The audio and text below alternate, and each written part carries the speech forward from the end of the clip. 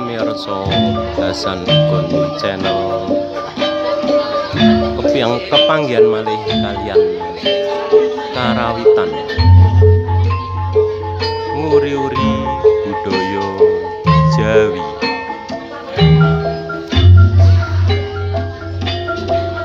Sakmenika tanggal 26 April 2019 rawuh wonten Dukuh Kedhok Danten Pule Grogong Ngebel Ponorogo sesarengan kalian karawitan tresno laras sugeng midhangetaken.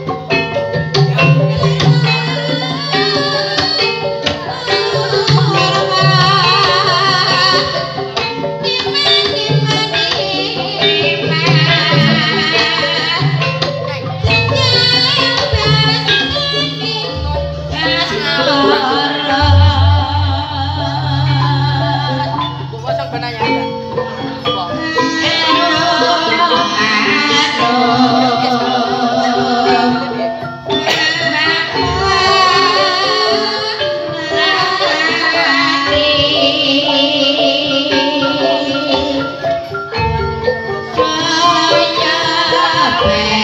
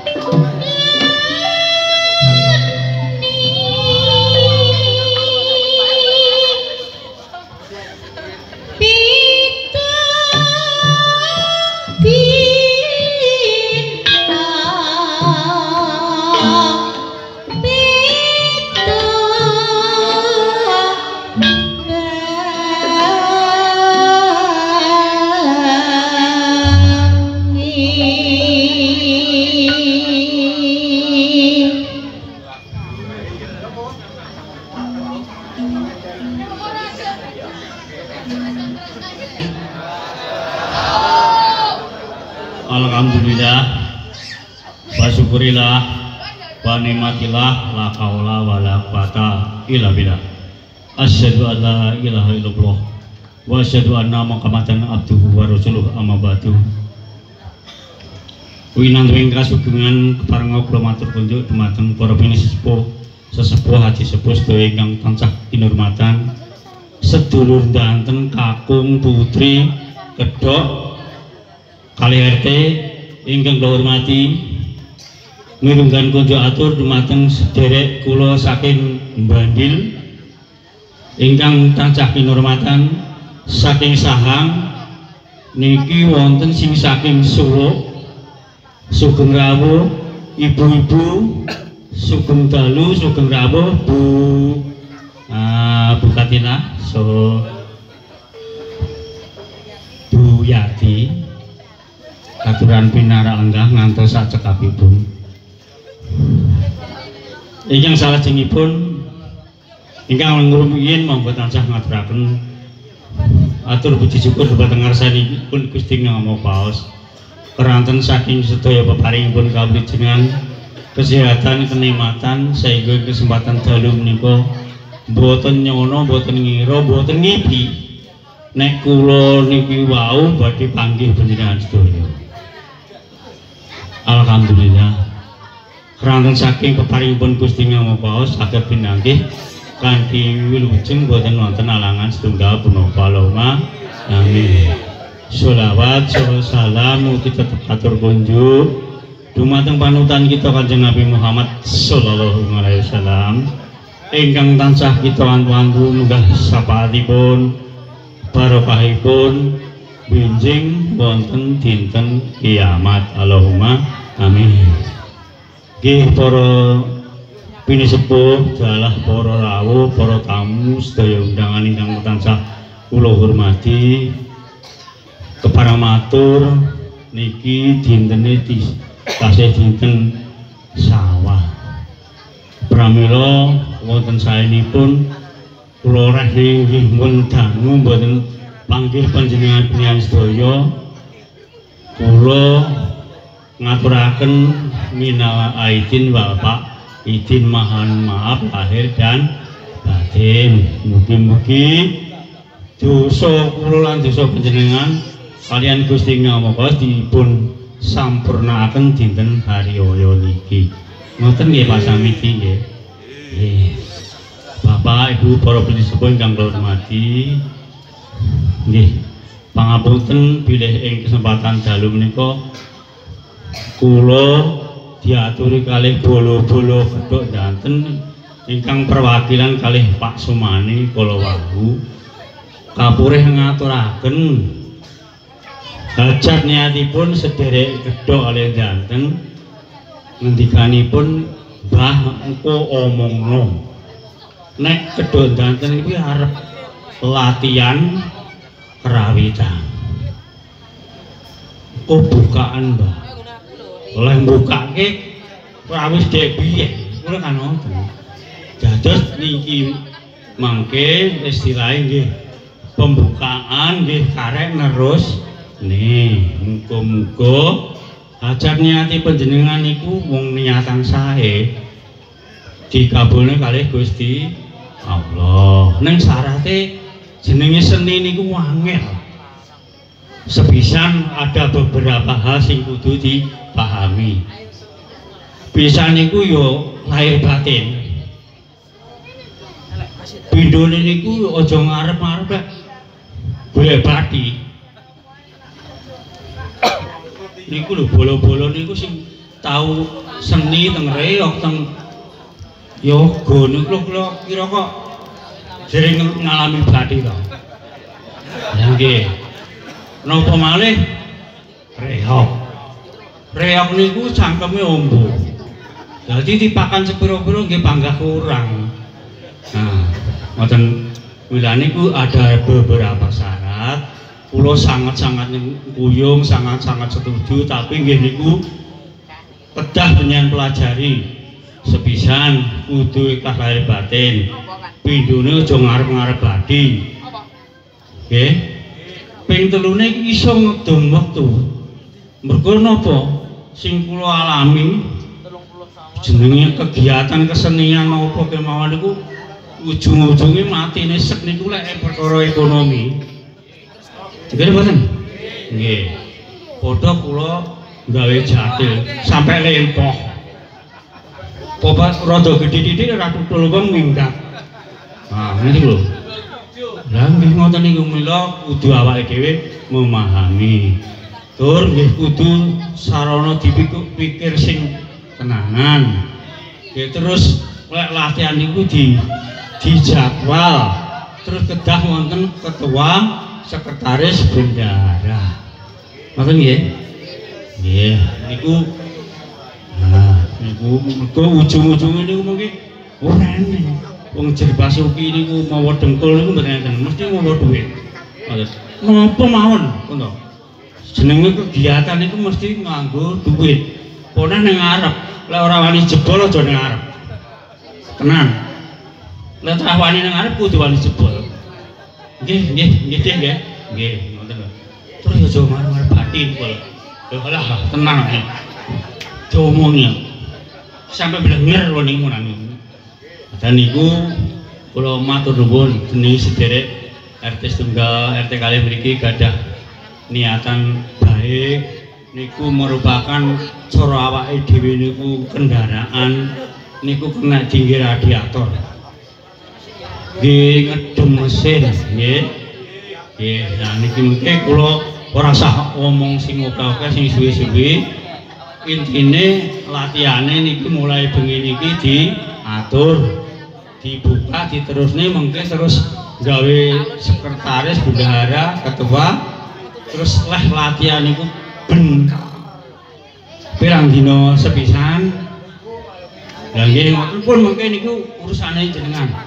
Ya insyaallah kula bener nggih kula iki duwe grup dhewe ning kula malah nggih gelem dadi anggota sampean. Sing penting sampean tenanan kula ya tenanan. Ngoten. Nah, pramila niku kula perlu mboten matur kata-kata niki mengke sedaya njenengan niku sampun sami memahami ingkang kaitanipun kesenian dan napa kemawon niku ujung-ujunge mboten enten batine. Sing jelas niku ya wani rugi, aja ngarep-ngarep badi. Kula pilih mekaten ingkang saged dalem aturaken garis pokok inggih niku wau leh ajeng latihan rawitan. Muga-muga jenengan niku niatane tenanan saestu. Terus cara tata carane nggih mumpun kula aturaken niku wau dening ketua sekretaris bendahara. Terus salajengipun mengke penyian kempalan malih amrih mlakune piye lek saged lho mbok menawi saged ben berjalan krawitane niku dientene ora keteng saiki niku sistem apa arisan. Jadi enten ana pengikat ngoten. Arisan. Contone lek kula iki yalah wong duwene titik tak modane iki dadekno. Dadi nek enten kebutuhan nggih cukup niku pun. Ngoten. Niku gambarane ngoten niku. Muga-muga jenengan mengke saged memahami sedaya ingkang kula aturaken. Pramila niki kula mumpun wekdalipun bengi ke ibu-ibu selak ngrungokne letabuhan Bu Sutari Sabolo. Kula mboten perlu matur kata-kata. Bilih mengkaten ingkang saged dalem aturaken wonten kirang langkung kula tansah nyuwun agung pangapunten wa akhiran wabillahi taufiq wal hidayah wa ridho wal inayah. Wassalamualaikum warahmatullahi wabarakatuh.